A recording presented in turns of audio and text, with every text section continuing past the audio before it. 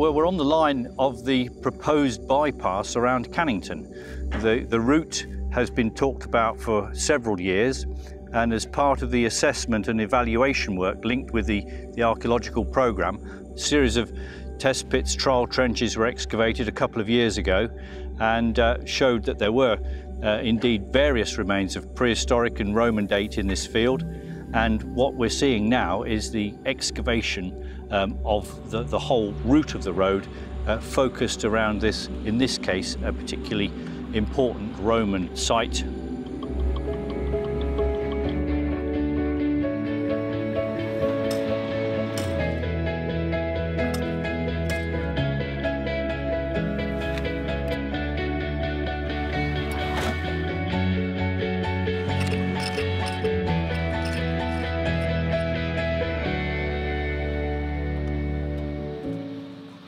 It's early days yet, it's only the sort of second week of getting into the excavation. It's fairly clear that there are 2 or 3 phases of building.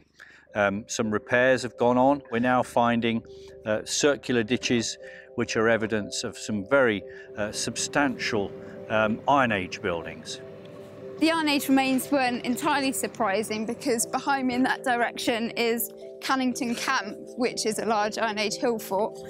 And the entrance to Cannington Camp faces southeast, which is basically pointing directly towards us and where we are now. So it's probably a little farm on the approach to the hill fort. Pottery dating from the ditches suggests 1st century BC, that is.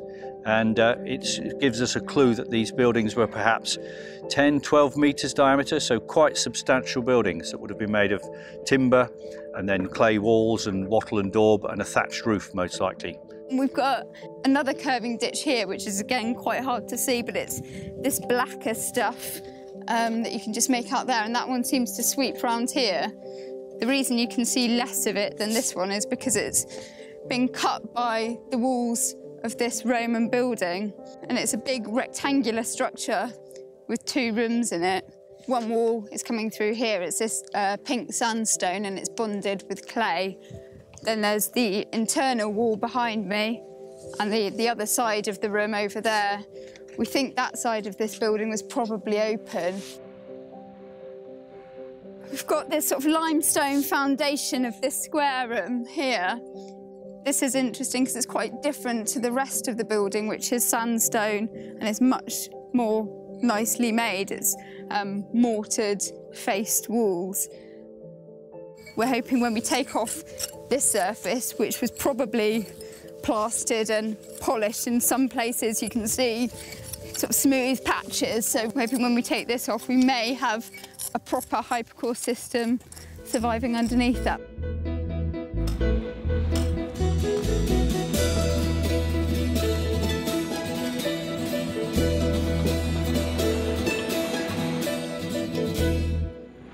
When we took off the rough surface, we found stacks of sort of floor tiles. Some of the stacks were about 4 or 5 high, and they were spaced evenly, even like a chessboard. We think this is indicates that there was a hypercourse, which is obviously underfloor heating system for the building. We had an open day. We invited members of the public from Cannington to come and have a look and see the hypercourse when it was fully exposed, and then also to see our other buildings as well. A few days after the open day, we continued stripping this area and we found yet another Roman building which is located right by the road. It comprised a long corridor which is sort of rubble foundation, so very similar construction to our first Roman building. Floor level would have been about knee height. All we're getting is just the very basic footprint of the building. So by building a villa on the top of the hill here, you're really sort of showing off your status, displaying it to everybody who can see. On a clear day, you can see for 10 miles in most directions.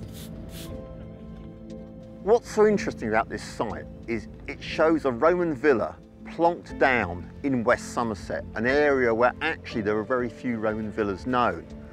But even more interesting than that, to me, is the fact that it grew out of an Iron Age farm.